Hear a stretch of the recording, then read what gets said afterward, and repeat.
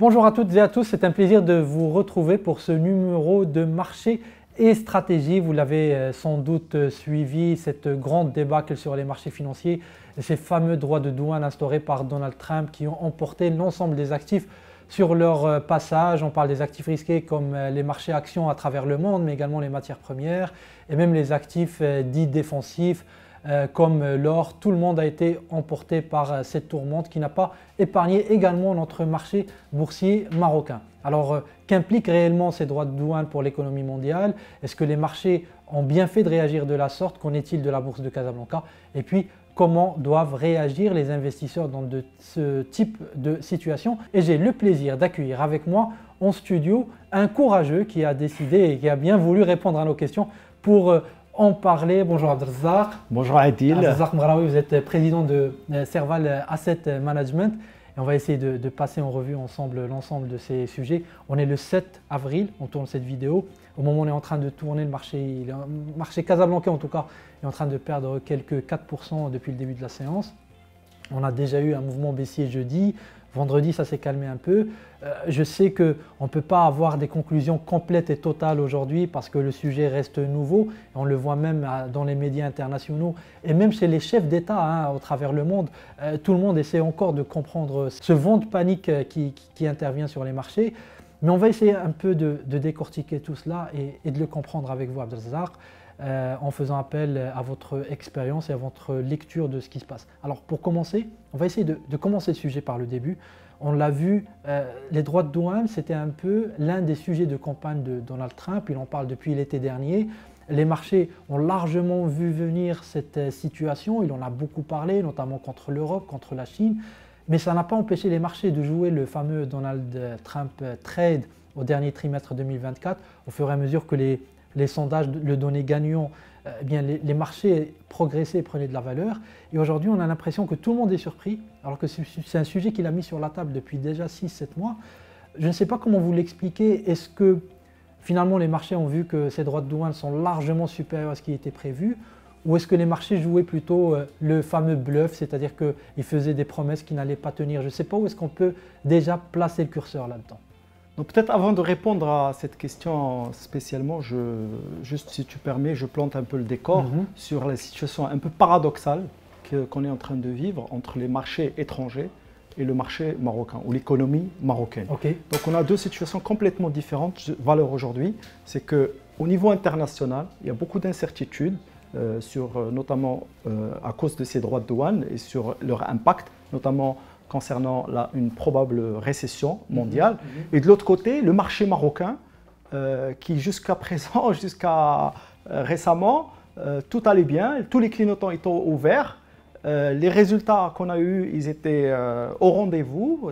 On a eu une évolution de 20% des résultats nets normatifs de la place. Et il y avait des perspectives très positives pour 2025 et même au-delà. Tout ça, bien sûr, drivé par ce beau projet qui est la Coupe du Monde de 2030. Donc tout allait bien. Maintenant, la question qui va se poser à partir de maintenant, c'est que dans quelle mesure ces incertitudes, cette volatilité qu'on est en train de suivre au niveau international vont impacter l'économie marocaine et le marché marocain. C'est à ça qu'on va essayer de répondre aujourd'hui. Alors déjà, la réaction des marchés, est-ce que vous trouvez qu'elle est cohérente ou pas? Comment vous faites pour... Parce que tout le monde a l'air surpris, mais c'est un sujet qui finalement, on l'entend en boucle depuis l'été dernier. Alors je pense que les marchés étrangers, américains, au départ, ils se sont focalisés sur les points positifs de la politique de Trump. Ils ont aussi ils avaient en tête la première expérience sous Donald Trump, où Donald Trump était très positif pour les marchés financiers. Il a même mesuré son succès par la hausse des marchés financiers. Et donc voilà, donc les gens se concentraient sur ces éléments-là, aussi ils se concentraient sur des éléments positifs comme tout ce qui est dérégulation. Sa fameuse réforme fiscale aussi qui avait énormément boosté le pouvoir d'achat aux États-Unis. Voilà, ces côtés un peu positifs. Par contre, sur le volet droit de douane, les gens, peut-être qu'ils ont sous-estimé sa volonté et sa conviction pour aller jusqu'au bout dans l'implémentation avec son équipe de ces droits de douane.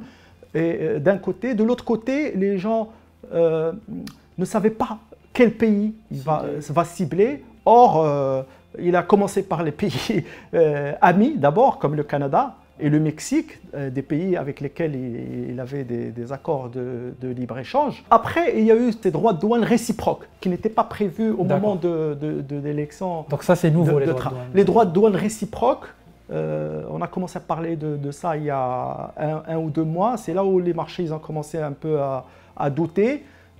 Et finalement, le jour de l'annonce, il y avait des annonces de ces droits de douane qui étaient plus élevés, beaucoup plus élevés, qui ont concerné un peu tout le monde et qui ont été plus élevés, beaucoup plus élevés que ce que le marché anticipait. Et aussi, les gens n'ont pas tout à fait compris comment ces droits de douane ont été calculés. Alors, j'en comprends par là que la réaction des marchés est légitime, en tout cas les marchés internationaux, mais je voudrais que vous m'expliquiez dans des termes très simples, Abdelrazak, comment ces droits de douane vont provoquer ces fameuses récessions. C'est un terme qui revient maintenant en boucle dans les médias financiers. Pourquoi est-ce que ces droits de douane risquent de provoquer une récession mondiale? Et est-ce qu'il y a d'autres conséquences possibles pour cette politique? C'est un changement majeur dans, on va dire, l'économie internationale et le commerce international, parce qu'on va passer d'un monde où il y a beaucoup d'échanges entre les pays à une sorte d'autarcie ou isolation de certains pays. En fait, les chaînes logistiques mondiales ils sont interconnectées. On a beaucoup d'entreprises américaines, comme Apple par exemple, qui dépendent de la Chine et d'autres pays asiatiques pour leur production. En fait, le modèle américain jusqu'à présent, c'était quoi? C'était tout ce qui est design, tout ce qui est valeur ajoutée, ça se fait aux États-Unis et l'exécution et la fabrication se fait en Asie. Et donc là, Trump il est en train de chambouler ce modèle-là. Et voilà, donc ça va toucher toute cette chaîne logistique mondiale. Et bien sûr, ça va toucher le pouvoir d'achat des consommateurs, parce que finalement, les droits de douane, c'est quoi? C'est une taxe généralisée, et on parle de montants importants. Donc c'est peut-être l'augmentation de taxes la plus élevée depuis des dizaines d'années. Donc voilà, donc ça va toucher le consommateur américain, pardon, et la confiance.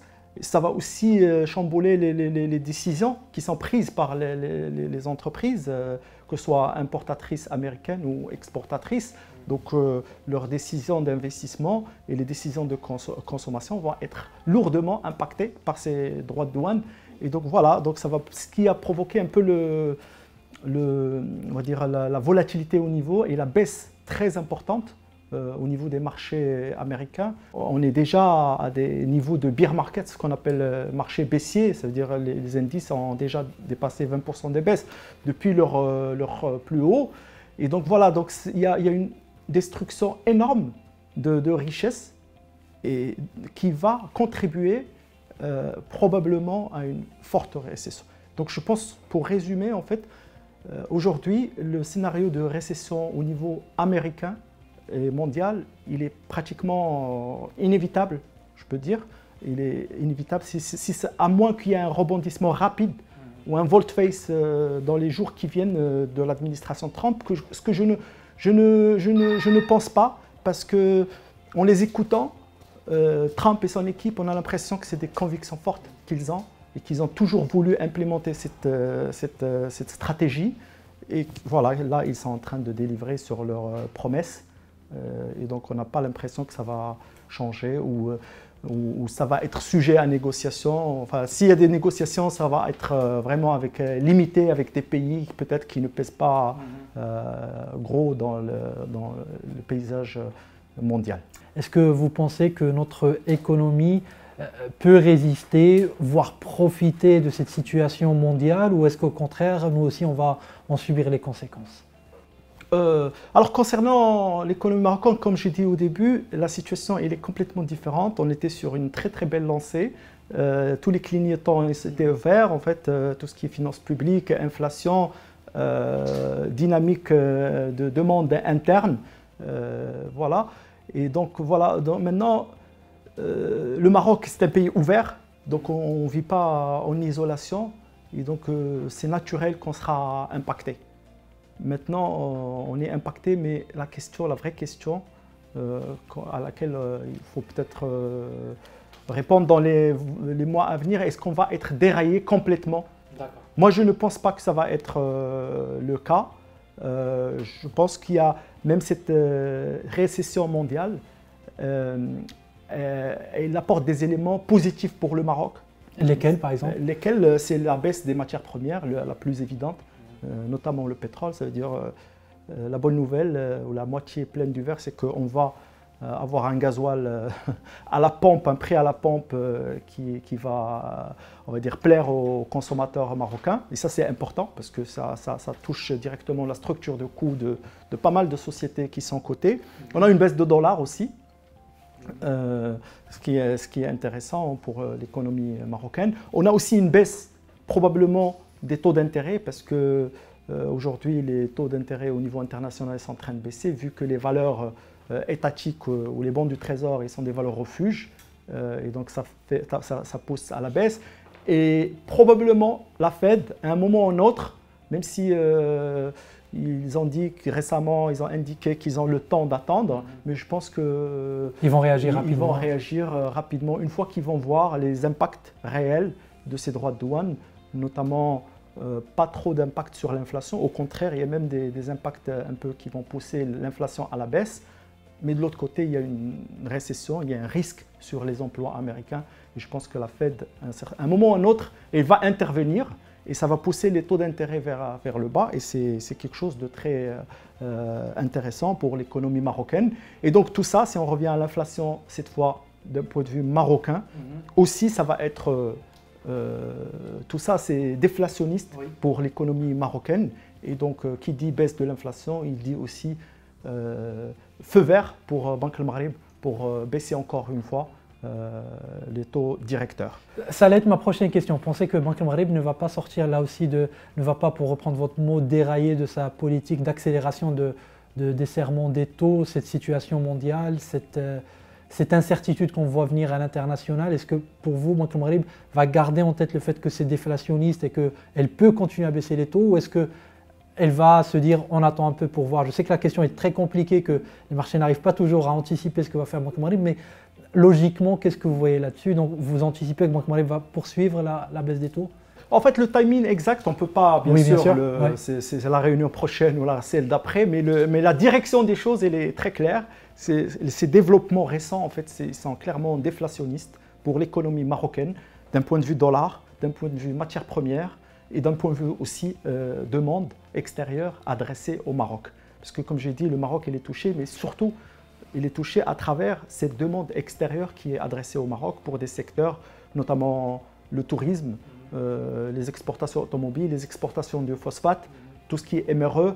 En fait, les échanges internationaux, c'est le principal, on va dire, canal de transmission, le principal driver de cet impact-là.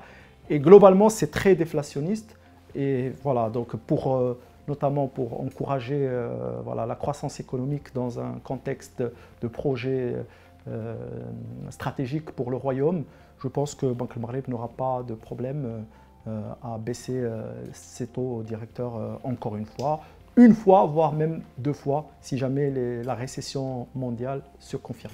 Très clair. Maintenant, venons-en au marché boursier marocain. On a vu cette déflagration, comment elle nous a atteint. Question 1, est-ce que c'est justifié? Et question 2, à quoi on doit s'attendre maintenant? Oui, bien sûr, c'est justifié parce que, ne serait-ce que psychologiquement, il y a un impact. Et comme je dis, c'est venu à un moment où la performance du Mazi était pratiquement à 20%, voire plus. Donc, s'il y a une prise de bénéfices, on va dire naturelle. C'est facile de prendre des bénéfices. C'est facile, bien sûr, de prendre des bénéfices dans cette situation-là. Et donc, parce que aussi, il y a des impacts. Maintenant, il faut bien étudier les impacts. Il ne faut pas céder à la panique. Comme j'ai dit, je pense qu'en net, l'impact de ces développements-là, il est positif pour l'économie marocaine et pour les sociétés cotées. Maintenant, peut-être c'est le temps de revoir un peu la composition des portefeuilles, le choix des valeurs, et d'être un peu plus regardant et discipliné, c'est-à-dire regardant sur les niveaux de valorisation. Donc le temps n'est plus à la complaisance, on va dire. Le temps, il est vraiment à la discipline et à la valorisation et les perspectives très positives des sociétés cotées à la Bourse de Casablanca. Le temps n'est plus à la complaisance, j'adore cette phrase. Alors Abdelrazak, est-ce qu'on peut imaginer, disons que vous dressez quand même un portrait plutôt neutre à positif plus sur le marché boursier marocain. Est-ce qu'on peut imaginer que notre marché continue sur sa trajectoire, alors peut-être moins rapidement pour les raisons que vous avez évoquées, mais reste un peu déconnecté des marchés boursiers internationaux où la récession fait baisser les marchés un peu partout dans le monde, alors que nous, on arrive quand même à continuer à progresser? Est-ce que, ne serait-ce que d'un point de vue psychologique, c'est un scénario qui est facile à mettre en place, ou est-ce que les investisseurs, tôt ou tard, vont se dire on a besoin d'être rattrapé par ce qui se passe dans le reste du monde et donc forcément non, je pense qu'on n'a pas forcément à être rattrapé par ce qui se passe dans le monde, on a à être rattrapé par ce qui se passe dans les résultats des sociétés cotées et leurs dividendes. Restez sur ça. C'est ça qui va compter en fin de compte. On va avoir les résultats trimestriels d'ici le mois de mai, par la suite semestriels, etc. C'est à ce moment-là qu'on va voir est-ce qu'on on est obligé de suivre ou pas. C'est à ce moment-là. Il faut dire que, comme je pense, j'avais déjà eu l'occasion de le dire dans l'émission, Adil, les principales baisses du Mazi ou crises du Mazi ont été connectées ou directement liées à ce qui se passe au niveau international. Oui. Donc par exemple, si on prend en 2008, c'était le cas. En 2020, c'était Covid, mais bon, on était touché aussi de plein fouet. En 2022, c'était le cas aussi, mais on était touché aussi de plein fouet. Ceci dit, donc, même si c'est généralement lié à ce qui se passe à l'international, je pense qu'il faut analyser chaque crise à part. Et c'est là, je vois des éléments positifs pour l'économie marocaine, mais je ne vois pas beaucoup, on va dire, d'impact direct sur les agrégats macroéconomiques marocains. Si on peut prendre agrégat par agrégat et voir à quel point c'est impacté. Par exemple, si on prend l'inflation, donc l'inflation va baisser, c'est positif. Si on prend le déficit public, vu que ça dépend tout ce qui est, ne serait-ce que en tout ce qui concerne la compensation, ça va, je pense, les déficits vont baisser. Si on prend les échanges extérieurs, bon, vu que déjà notre déficit il est égal à 2 fois nos exportations, donc en net, je pense là aussi ça peut être positif, donc il n'y aura pas un gros impact en net sur nos réserves de change. Donc juste pour résumer, quand on va analyser l'impact de ce qui se passe, c'est plutôt positif. Sans parler du taux du droit de douane qui a été appliqué pour le Maroc, qui l'avantage par rapport à d'autres pays concurrents, notamment les pays d'Asie, qui ont été un peu ciblés et qui sont des concurrents du Maroc sur certains secteurs, notamment tout ce qui est textile. Est-ce que ça peut être une opportunité pour nous d'attirer des IDE pour produire au Maroc et ensuite cibler le marché américain oui, ça c'est certain. Je pense que c'est certain. Ça augmente un peu les chances de cette politique, mais c'est quelque chose qu'on va voir à moyen long terme qui va prendre le temps. Ce n'est pas quelque chose qui va impacter le marché boursier marocain tout de suite. C'est des choses qu'on va voir sur 3 ans, sur 5 ans, etc. Mais c'est très très positif. Très bien. Un dernier point que je voudrais faire avec vous, Abdelrazak, c'est profiter un peu de votre expérience dans un climat comme celui-là. Je pense que c'est la 3e ou 4e crise systématique à laquelle vous assistez pendant votre carrière. Comment doit réagir un investisseur maintenant? Quelles sont les erreurs à ne pas commettre? Quelle est l'attitude à avoir? La première erreur à éviter, à mon avis, c'est de nier ce qui se passe. C'est de faire l'autruche. Ça, c'est vraiment la pire des choses à faire. Je pense qu'il faut regarder les choses en face, essayer de comprendre pourquoi ça évolue ainsi et quels sont les vrais impacts et agir sur. Je pense que dans un premier temps, puisqu'on est au début de cet épisode un peu, des vrais impacts réels, je pense qu'il faut retrouver un peu de flexibilité au niveau des portefeuilles. Et par exemple, en ayant un peu plus de cash, on va dire, en augmentant la part du cash dans les portefeuilles, et surtout en analysant les impacts directs sur les sociétés concernées. Il ne faut pas agir sur tout d'une manière indissociée, mais surtout faire un bon stock picking et une bonne réaction qui soit ciblée et justifiée par des éléments confirmés. on va dire. Ok, donc avoir un peu plus de cash, avoir une lecture plus ciblée. Vous avez parlé tout à l'heure de complaisance. Les valeurs de complaisance, c'est un peu les valeurs volatiles qui ont beaucoup pris dernièrement. C'est des valeurs... C'est la cherté. C'est la cherté. C'est la cherté. Donc je pense que le temps n'est plus à la cherté parce qu'il y a l'incertitude à très long terme. Donc on ne peut pas justifier juste par des perspectives à très très long terme parce qu'on le voit maintenant. Il y a l'incertitude, il y a des développements internationaux qui peuvent remettre certaines hypothèses de croissance sur le très long terme. La cherté n'est plus justifiée sur le marché. Tout est relatif, mais voilà. Mais à partir d'un certain niveau de cherté, il faut vraiment être... Je pense qu'il faut aller un peu plus vers les valeurs value, on va dire. Il y en a encore sur le marché marocain, comme ça, au droit mouillé, sans les citer, ou oui, des secteurs. Vous voyez qu'il y a encore bien sûr, le secteur bancaire, oui, notamment, peut-être le secteur des télécoms. Après, on va tourner la page de ce qui s'est passé dans le passé. Donc il y a beaucoup de secteurs. Mais je dis, attention, je ne dis pas qu'il faut plus regarder les valeurs de croissance. Oui, c'est juste être un peu plus exigeant en termes de valorisation et en termes de réalisation des scénarios positifs. Très bien. Je pense que votre message est clair, Abdelrazak. Merci encore une fois de votre disponibilité pour communiquer, expliquer surtout aux investisseurs très rapidement tous ces éléments-là. Je pense qu'on aura besoin de faire quelques points intermédiaires par la suite pour évaluer un peu cette évolution de la situation. En tout cas, merci beaucoup pour vos réponses. Merci à toi, avec plaisir. Avec plaisir. Je rappelle que vous êtes président de Serval Asset Management. Merci. Merci.